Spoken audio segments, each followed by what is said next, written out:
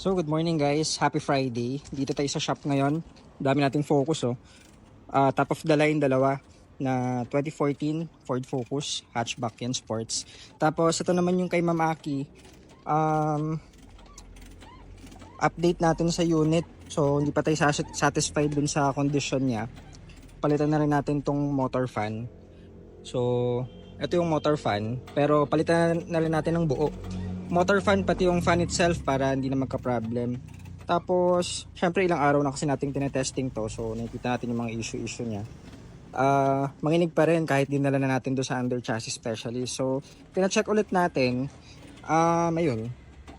So, palitan na rin natin yung engine support para wala na siyang inig. So, ito na yung brand new nating nakuha. Yan. So, lalagay na yan doon. Yan yung luma para wala nang inig. So yun, ito po yung unit ni Ma'am Aki na napalitan na yung transmission. Tapos kakalabas lang ito sa paint shop. And mga final testing na lang. Kaya yan, nakikita natin yung ibang mga issue. And hopefully ma-release natin to soon this week.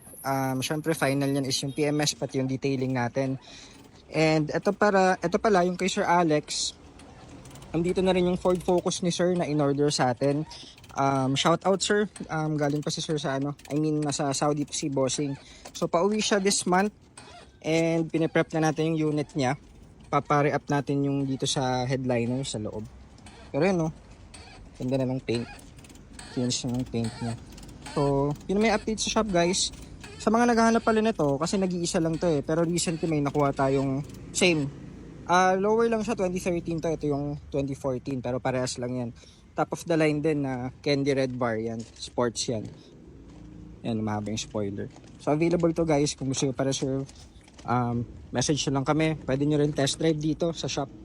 So gawa pa tayo ng ng video para dito sa unit. So yun, update guys, happy Friday po. Thank you.